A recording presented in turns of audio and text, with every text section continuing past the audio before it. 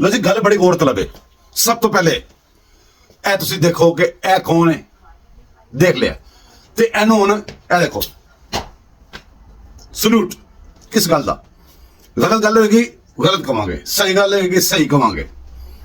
ਅਸੀਂ ਸਾਡੀ ਇੱਕੋ ਹੀ ਡਿਮਾਂਡ ਸੀ ਕਿ ਆਪਣਾ ਹਾਫਿਜ਼ ਸਾਹਿਬ ਆਪਣੇ ਅਦਾਰੇ ਦੇ ਵਿੱਚੋਂ ਸਾਡੇ ਮੁਜਰਮਾਂ ਨੂੰ ਫੜੋ, ਤੇ ਉਹ ਕੰਮ ਹੋ ਗਿਆ ਸ਼ੁਰੂ। ਹਾਫਿਜ਼ ਸਾਹਿਬ ਦਮ ਵਾਲੇ, ਦਮ ਦਰੂਦ ਵਾਲੇ, ਜਿਨ੍ਹਾਂ ਦੇ ਦਮ ਜਿਹੜੇ ਨੇ ਉਹ ਚੰਗੇ ਚੰਗੇ ਦਮ ਸਾਨੂੰ ਨਜ਼ਰ ਆ ਰਹੇ ਨੇ। ਅਸੀਂ ਰੀਅਲੀ ਐਪਰੀਸ਼ੀਏਟ ਕਰਨੇ ਜਨਾਬ। ਤੇ ਇਹ ਦਮ ਦੇ ਨਾਲ ਇੱਕ ਦਮ ਵੀ ਕੀਤਾ, ਜੇ ਇਸ ਤੋਂ ਵੱਧ ਵੀ ਇੱਕ ਦਮ ਕਰੋ। ਤੇ ਹਾਫਿਜ਼ ਸਾਹਿਬ ਇੱਕ ਗੱਲ ਹੋਰ ਹੈ, ਇਹ ਤੇ ਕੁੱਤੀਆਂ ਮਾਮਾ ਦੇ ਬੱਚੇ ਪਹਿਲੇ ਹੀ ਬਾਹਰ ਨੇ, ਸਾਡੀਆਂ ਪਹੁੰਚਾਂ ਤੋਂ ਬਾਹਰ ਨੇ। ਠੀਕ ਹੈ, ਜੋ ਵੀ ਕੀਤਾ ਠੀਕ ਕੀਤਾ, ਫਿਰ ਵੀ ਅਸੀਂ ਖੁਸ਼ ਗਏ ਹਾਂ।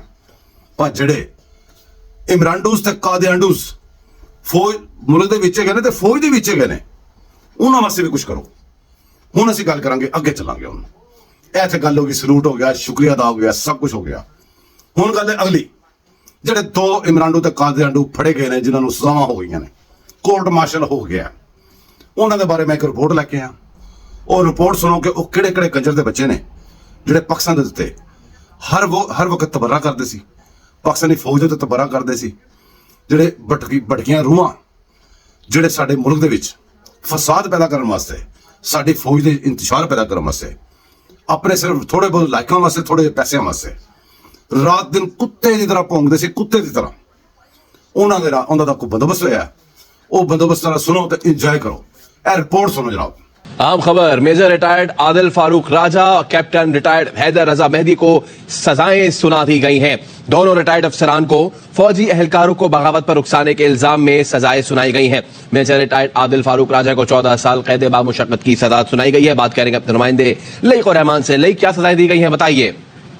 जी फैसल, पाक फौज के दो रिटायर्ड अफसरान मेजर रिटायर्ड आदिल फारूक राजा और कैप्टन रिटायर्ड हैदर रजा मेहदी को पाकिस्तान आर्मी एक्ट 1952 के तहत फील्ड जनरल कोर्ट मार्शलिंग का किया गया है। और उसके बाद ऑफिशियल सीक्रेट एक्ट 1932 की दफात की खिलाफ वर्जी, फ़राइज़ की अंजामदही और जासूसी के हवाले से मुख्तलिफ दफात और फौजी एहलकारों को बगावत पर उकसाने के इल्ज़ाम के तहत इन्हें सजाएं सुनाई गई हैं। इन पर रियासत के तहफ़्फ़ुज़ और मुफाद के लिए मनफी काम करने से मुतल्लिक दफात भी लगाई गई हैं, जिसके बाद मजाज दायरा इख्तियार के तहत फील्ड जनरल कोर्ट मार्शल की अदालत ने 7 और 9 अक्टूबर को दोनों अफराद को मुनासिब अदालती अमल के जरिए मुजरिम करार दिया और फैसला सुनाया गया है, जिसके तहत मेजर रिटायर्ड आदिल फारूक राजा को 14 साल कैद बामुशक्कत की सजा सुनाई गई है। कैप्टन रिटायर्ड हैदर रजा मेहदी को 12 साल कैद बामुशक्कत की सजा सुनाई गई है। और इन सजाओं के साथ साथ 21 नवंबर 2023 को दोनों अफसरान के रैंक जब्त करने का भी ऐलान किया गया है, जिसके तहत अब ये अपने नाम के साथ कैप्टन रिटायर्ड का और मेजर रिटायर्ड का जो टाइटल है उसको यूज नहीं कर सकेंगे। जी फैसल। ठीक है, लईक और रहमान आप हमें अपडेट कर रहे हैं। मेजर रिटायर्ड आदिल फारूक राजा, कैप्टन रिटायर्ड हैदर रजा मेहदी को सजाएं सुनाई गई हैं। दोनों रिटायर्ड अफसरान को फौजी एहलकारों को बगावत और उकसाने के इल्जाम में सजाएं सुनाई गई। मेजर रिटायर्ड आदिल फारूक राजा को 14 साल कैद बामुशक्कत की सजा, जबकि कैप्टन रिटायर्ड हैदर रजा मेहदी को 12 साल कैद बामुशक्कत की सजा सुनाई गई है। पाक फौज के दो रिटायर्ड अफसरान का फील्ड जनरल कोर्ट मार्शल किया गया है। हाफिज एहसान एडवोकेट साहब हमारे साथ मौजूद। हाफिज एहसान साहब, बहुत शुक्रिया इस मामले गुफ्तगू करने के लिए। बताइए, अब दोनों का जो है कोर्ट मार्शल किया गया, सजाएं सुनाई गई है, कैसे देखते हैं इसको? फ्रेम हुआ है और जिस चार्ज के ऊपर सजा दी गई है वो चार्ज बड़ी सीरियस है। वो चार्ज है पाकिस्तान आर्मी एक्ट के नीचे, ऑफिशियल सीक्रेट एक्ट के नीचे। उसके बाद हमारा तीका लॉ है 2016 का, फिर आपका आ जाता है एंटी टेररिज्म एक्ट 1997 के अंदर जो है। और ये सारे वो सीवियर ऑफेंसेस हैं कि जिसके अंदर ये है कि आप पाकिस्तान के अंदर बैठ के या पाकिस्तान से बाहर जो है वो पाकिस्तान के फौज के अंदर एक ऐसा प्लान करना चाहते हैं कि जिससे disobedience of the high command जो है वो आए। और दुनिया के हर मुल्क के अंदर जो है इट इज़ नॉट एक्सेप्टेबल और लीगली उन सारे अशखास को जिस अंदर इन्वॉल्व होते हैं उसको प्रोसिक्यूट किया जाता है। और हमारा जो पाकिस्तान का पीनल कोड का सेक्शन 131 है, जिसके नीचे ये सारा प्रोसेस जो है वो किया गया है, उसके अंदर क्लियरली लिखा गया है कि अगर कोई ऐसा शख्स जो है जो पाकिस्तान की फौज के मुतालिक ऐसी बात करता है जिससे फौज के अंदर जो है वो म्यूटिनी आती है या बैट करता है उन चीज़ों को, तो उसको पाकिस्तान का पीनल कोड जो 1860 का है उसके अंदर लाइफ इम्प्रिजनमेंट भी है और 10 साल की सजा दी जा सकती है।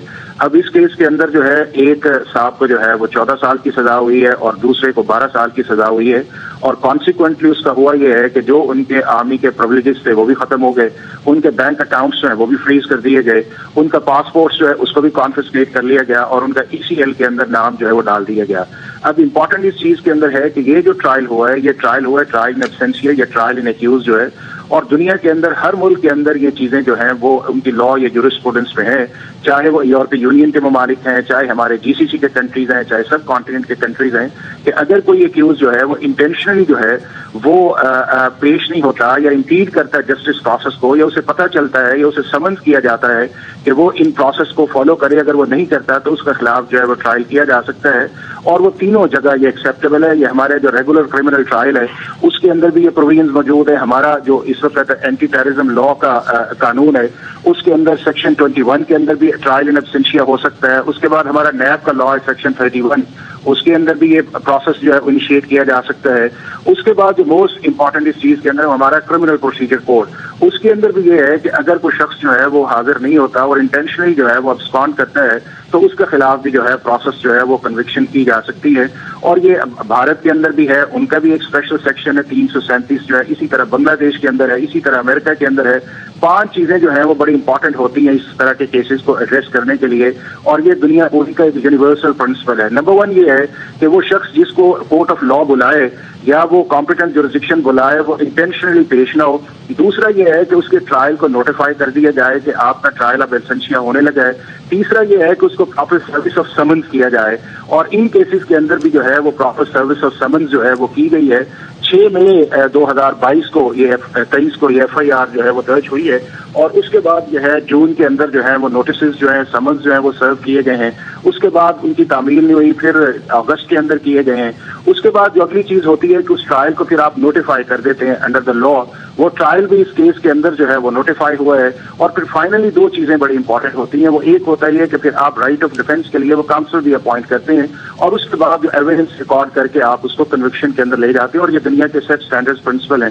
ان 5 چیزوں کے ہوتے ہوئے جو ہے وہ ٹرائل ان ایبسینشیا جو ہے وہ دنیا بھر کے اندر جو ہے وہ ایکسیپٹیبل ہوتا ہے کہ ان چیزوں کے اندر آپ اس کو سزا دے سکتے ہیں۔ بنیادی طور پہ آئیڈیا ان چیزوں کا ہوتا یہ ہے کہ اگر کوئی شخص جو ہے وہ اس ملک کی جورسڈکشن سے نکل کے کراس بارڈر بیٹھ جاتا ہے تو کراس بارڈر کے اندر پھر آپ کے پاس کوئی آپشن نہیں ہوتا کہ آپ اپنا جو کرمنل جسٹس سسٹم ہے اس کو چلانے کے لیے چیزیں جو ہے وہ ایکٹیویٹ کرتے ہیں۔ نہیں تو ہوتا یہ ہے کہ پھر وہ شخص یہ سمجھتا ہے کہ مجھے تو ٹرائی کیا ہی نہیں جا سکتا، اور جب وہ ٹرائی نہیں کیا جا سکتا تو پھر جو اس کے وٹنسز کی ہے ایویڈنس کا ایشو آتا ہے، پریزرویشن آف وٹنسز آتا ہے، ان کی ایویڈنس کا آتا ہے۔ تو یہ ساری چیزوں کو ایڈریس کرنے کے لیے دنیا کے ہر ملک کے اندر یہ چیزیں جو ہیں وہ اسٹیبلشڈ پرنسپل ہے، اور پاکستان کے اندر بھی بہت سارے ایسے ٹرائلز ہیں کہ جن کو ہم نے اگر ایکیوز جو ہے پیش نہیں ہوا اور انٹینشنلی آبسٹرکٹ کرتا ہے جو کرمنل جسٹس سسٹم کو، تو اس کو سزا دی جا سکتی ہے۔ ایک چیز اس کے اندر امپورٹنٹ ہوتی ہے کہ اگر وہ بعد میں آ کے سرنڈر کر لے تو اس کو رائٹ آف اپیل جو ہے وہ اسی طرح مل جاتا ہے، نہیں تو یہ ہے کہ اس کی سزا